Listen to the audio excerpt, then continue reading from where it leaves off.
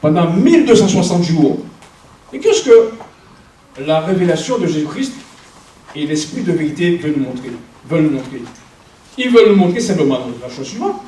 De même que la papauté a persécuté les saints pendant 1260 jours, eh bien, la bête à du corps mettra en place le même système. C'est pourquoi il dit ici une persécution analogue à celui manifesté par le dragon et le léopard.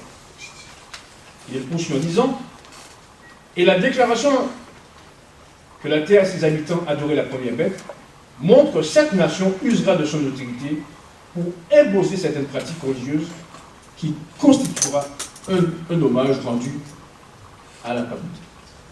Donc nos yeux sont tournés, je veux dire, du côté de l'Atlantique, de l'autre côté, dans le territoire de la bête à deux corps, pour dire les choses simplement, les États-Unis d'Amérique. Et elle continue en disant ceci. Je suis toujours dans la tragédie des siècles, à la page 400, aux pages 478 et 479. De telles mesures seraient en opposition avec les principes de ce gouvernement et contraires au génie de ces libres institutions, comme aussi aux affirmations les plus solennelles de la déclaration d'indépendance de la Constitution. Afin d'éviter tout retour de l'intolérance et de la persécution, les fondateurs de la nation ont veillé avec soin à ce que l'Église ne puisse jamais s'emparer du pouvoir civil. La Constitution déclare que le Congrès ne pourra faire aucune loi permettant l'établissement d'une religion d'État ou qui en interdise le libre exercice. Elle ajoute, la Constitution, qu'aucune condition religieuse ne pourra jamais être exigée comme qualification indispensable à l'exercice d'une fonction de la charge publique aux États-Unis. Cela veut dire que lorsque un homme, par exemple, politique, quel qu'il soit aux États-Unis, qu'il soit président, sénateur, député, veut prétendre à une fonction quelconque, mais on ne demande pas quelle est sa religion. Puisque la Constitution a prévu que les deux entités, le religieux et le politique, soient totalement séparés. Ceci pour cause, puisque nous savons que les premiers adventistes, en tout cas les premiers américains, les premiers Européens qui immigraient aux États-Unis, ils sont allés à cause de la persécution dont ils étaient victimes. Donc à partir de ce moment-là, on a décidé finalement que compte tenu de la persécution, eh bien, le politique serait totalement séparé du religieux. Et voilà la partie en rouge. Ce n'est qu'en supprimant ces garanties, lesquelles? Celle de la liberté nationale, que l'autorité civile pourrait imposer des observances religieuses. Or, telle est d'après le symbole prophétique, l'inconséquence flagrante où tombera cette bête aux cornes d'agneau, professant être pure, douce, inoffensive, mais parlant comme le dragon. Fin de citation, tragédie des siècles, aux pages 478 et 479. Non, en clair,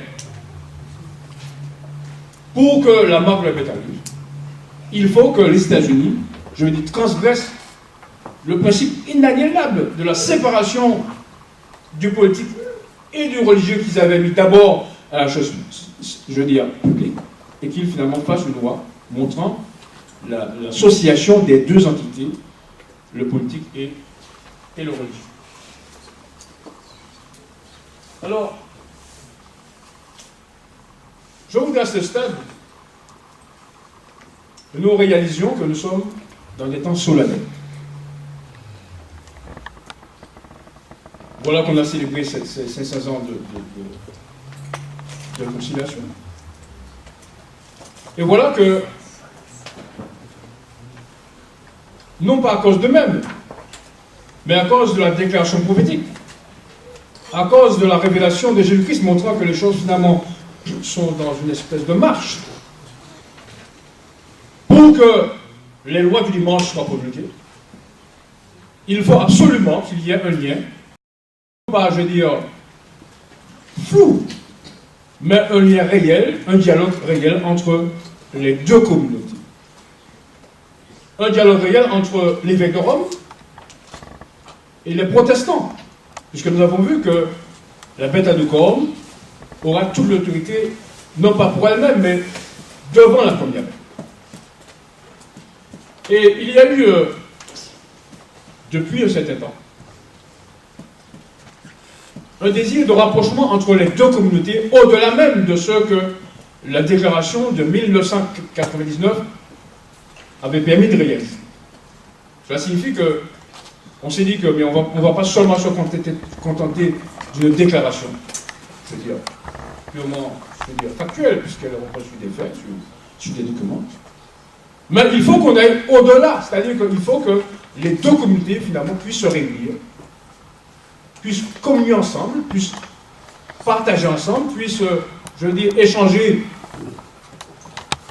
des prédications, pourquoi pas. Et il faut que l'unité religieuse se fasse autour de choses sérieuses. Alors voilà que un anglican, Tony Palmer,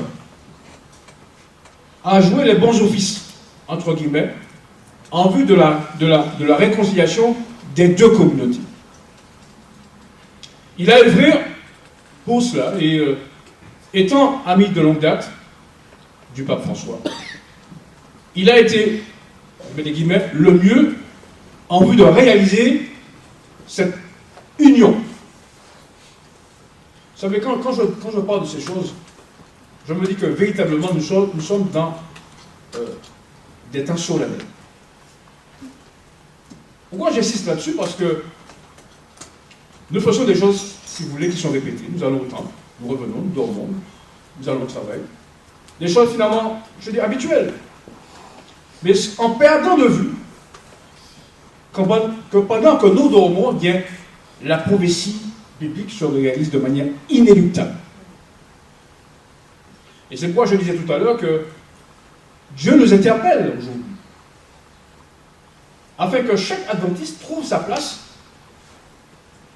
dans le mouvement qu'il a suscité, afin d'élever son nom devant les nations, afin d'exalter sa sainte loi de renaître. On ne peut pas considérer finalement que les choses se passent et s'asseoir tranquillement, je vais dire, sous sa chaise et dire, voilà, les choses avancent, la prophétie avance, sans comprendre quelle portée elle devrait avoir pour nous. Car c'est de ce qu'il s'agit. Puisque nous serons appelés, quand le moment sera venu, à partir, proclamer plus pleinement la vérité du sabbat. Et tous devront être, j'allais dire, tout à fait. J'aime bien citer cette déclaration d'Ellen White, trouvée dans Premiers Écrits à la page 85, où il est dit ceci.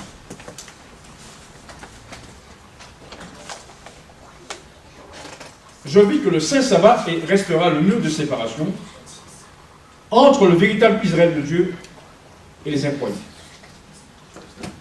Et que le sabbat est la grande vérité qui unira les cœurs des enfants de Dieu.